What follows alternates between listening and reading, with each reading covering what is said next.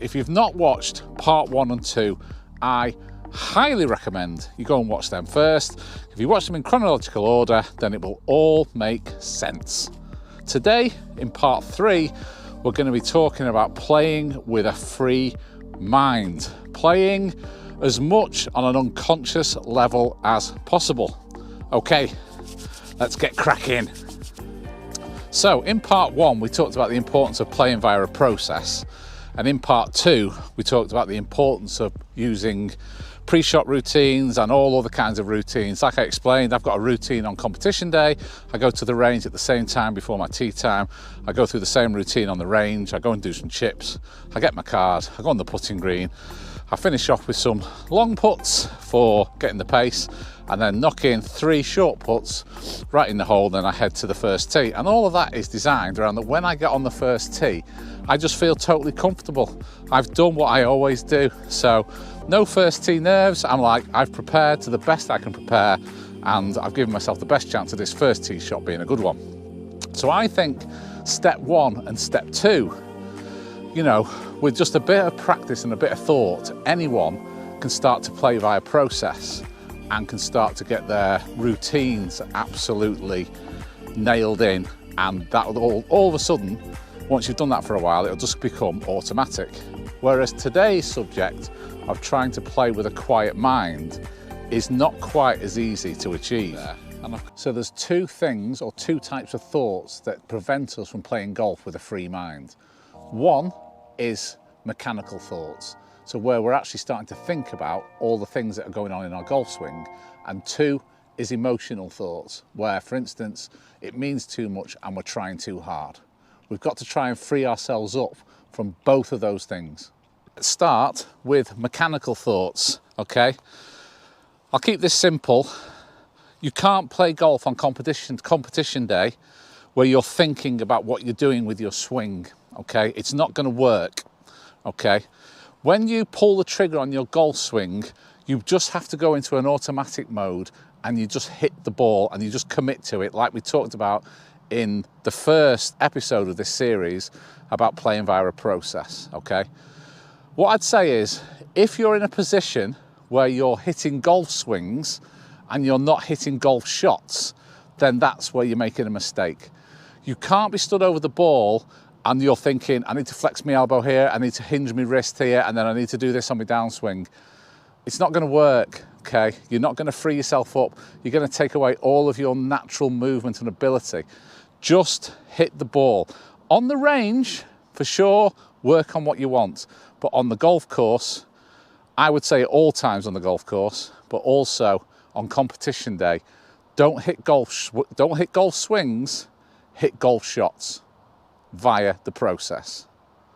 When it comes to an emotional level and having too much going on up here, that can be a little bit more difficult to sort out, because we all want to do the best we can at golf, and it's just very easy to try too hard and for it to mean too much. But again, this leads to trouble, this leads to tightness, this leads to anxiety, this leads to nervousness. You know, you just can't get into that situation.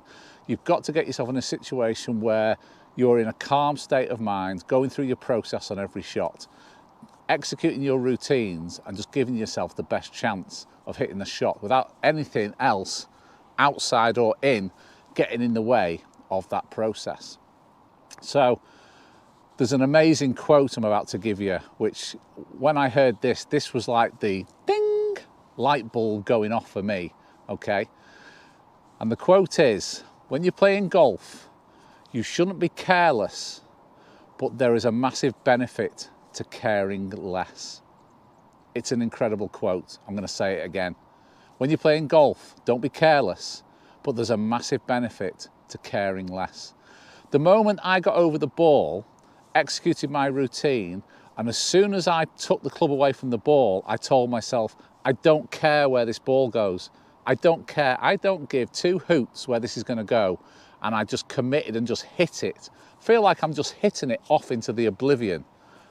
The change and the improvement was absolutely enormous. And also, I don't get tense now. I don't get anxious. I get nervous, but I channel that into a positive thing, because if I'm nervous, it means I'm doing well and I'm in the place that I want to be, okay? If I'm not nervous, then it probably means that I'm not doing that well, and you know, that's not where we want to be. So just try going out on the golf course, just get a nice relaxed golf grip, go through your process like in episode 1, execute your routine like we did in episode 2, and then as soon as you go to take the club, whatever your trigger is to take the club away from the ball, just relax and just say, I don't care where this goes, and just hit the ball. I think you'll be surprised at the results that you'll get. So that's it for this series of golf psychology videos. I have to say that, you know, I don't think these videos are going to get as many views as some of my other videos, because people seem to be more interested in what I think about my ping driver, or, you know, what my goals were for this year, or, you know, what I thought of my PXG irons. And I kind of understand that. But these videos on golf psychology are the ones that I'm most proud of. And I know they're the ones, if people watch them, they will find the most useful and get the most benefit out of, because I've learnt, you know, I'm just about to turn 51.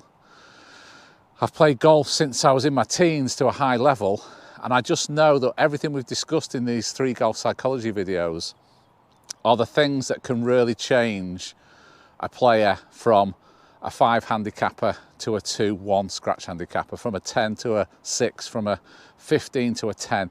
It really can make a difference, because most people's problems are not actually in their golf swings. It's more in the way they actually approach the game and how they are mentally on the golf course. So I hope you've enjoyed watching these videos. I'm incredibly proud of the 3 videos, and I hope that people really find them useful. Please put in the comments if you found them to be really interesting, enlightening, helpful, because I'd be really interested to hear what you think. I really hope that's the case. So that's it. Start playing golf via a process. Don't let outcomes affect you. Get your routines absolutely automatic, so you just do it automatically. And then don't think about what you're doing while you're hitting your golf shots. Just free your mind up, relax, and just hit the ball. And I promise you, if you can execute all of those things from these 3 videos, your golf will improve and it will help you fulfill your potential. And as I've said, it doesn't matter whether it's your potential, like for me, from a scratch golfer wanting to get to plus, or whether you're an 18 handicapper wanting to get to 14, 13 handicap. This will help in both instances. Okay, so that's it for these videos. I'm not sure what I'm doing next. I'm off to America, so I'm gonna get some content over there, hopefully, which is gonna be amazing. I'm playing some absolutely off the charts good golf courses. So I'm looking forward to getting a bit of sun, a bit of pre-season practice, and hopefully some really great videos as well. Okay, so I'll see you then. Take it easy, enjoy your golf, stay safe, and I'll see you then.